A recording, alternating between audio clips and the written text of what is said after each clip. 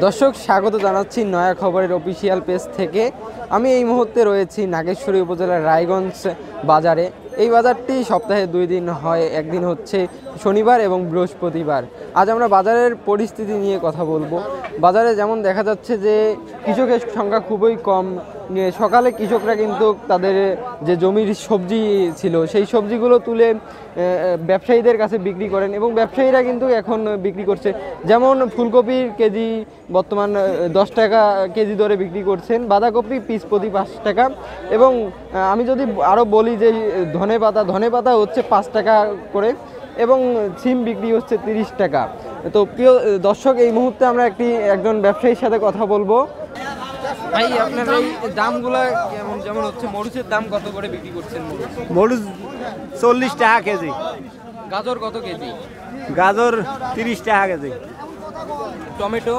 Tomato 30। ধনেপাতা কত করে বিক্রি করছেন? ধনে পাতা হবেন যে তোমার 10 টাকা পোয়া। মূলা? মূলে 5 টাকা সের।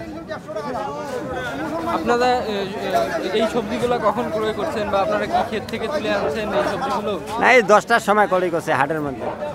আচ্ছা, কৃষকের আগ্রহ কেমন যে সবজি চাষে? বর্তমানে আগ্রহ কম, খায় না। আচ্ছা, তো দর্শক, আমরা যেটি জানছিলাম যে কৃষকের আগ্রহ কিন্তু খুবই কম। তো আমরা এখন আরেকজন ব্যবসায়ীর সাথে কথা বলবো। চাচা, আপনি আলু কত করে বিক্রি করছেন? 20 টাকা কেজি। 20 টাকা কেজি। আপনার যে বিক্রেতা, আপনি হচ্ছেন বিক্রেতা, ক্রেতাদের আগ্রহ কেমন আপনার এই আলুতে? বেশি আছে মেলা। আপনি এই আলুগুলো কখন ক্রয় করছেন? আজকে কিনছি, এখানে বাজারে কিনছি। তাতে আপনার লাভ কেমন হচ্ছে? না বোঝা 4.5 টাকা 3 টাকা।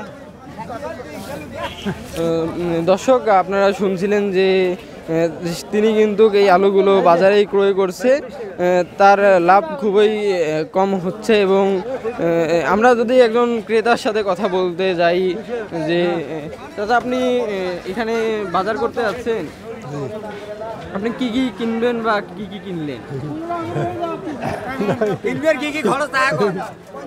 আপনি বাজার পরিস্থিতি কেমন দেখছেন?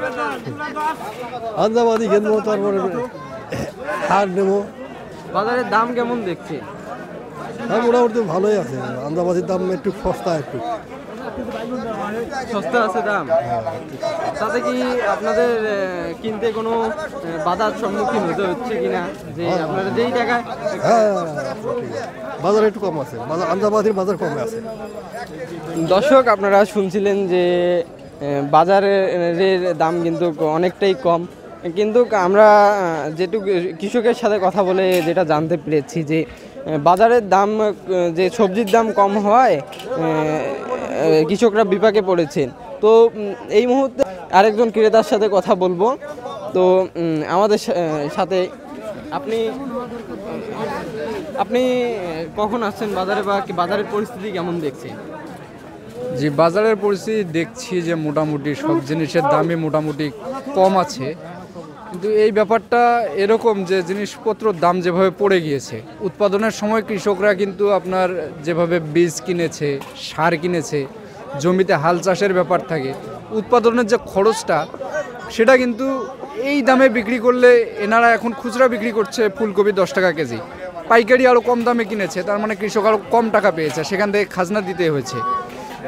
তো বিষয়টা যদি এরকম হয়, উৎপাদন খরচ যদি না ওঠে কৃষকের, পরের বছর কিন্তু কৃষক এটা পুনরায় যে আবার চাষাবাদ করা, আবাদ করা, এটাতে আগ্রহী হবে না। যখনই পরের বছর আমার এই পরিমাণ উৎপাদন হবে না, তখন কিন্তু জিনিসপত্রের দাম চাহিদার কারণেই আবার স্বয়ংক্রিয়ভাবেই বৃদ্ধি পাবে।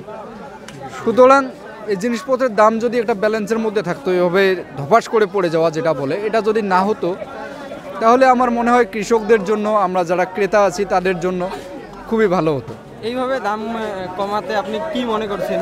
কিসের জন্য এই দামটা কমলো এইভাবে হুট করে?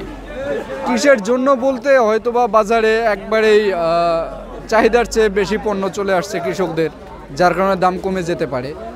আবার এমন হতে পারে যে সিন্ডিকেট যারা ঢাকায় এই মালামালগুলো কিনতো, তারা কোনো এক অসৎ উদ্দেশ্যের কারণে এগুলো কিনছে না, তার কারণে কৃষকরা যারা উৎপাদন করেছিল তারা বিপাকে পড়েছে। তো ব্যাপারটা হলো এরকম। ঠিক আছে, ধন্যবাদ আপনাকে। দর্শক, আপনারা যেটা শুনছিলেন যে কৃষকরা কিন্তু এই ফসল ফলাতে এখন আগ্রহ খুবই কম হচ্ছে, কারণ যদি সবজির দাম বৃদ্ধি হতো, যদি ভালো দাম হতো, তারা কিন্তু সেই সবজিগুলো পরবর্তীতে রোপণ করার চেষ্টা করতো। আমরা কৃষকের সাথে কথা বলেই জানতে পেরেছি। তো আমি আপনাদের সাথে এতক্ষণ ছিলাম আতিকুর রহমান, নয়া খবর, রায়গঞ্জ, নাগেশ্বরী, কুড়িগ্রাম। ধন্যবাদ।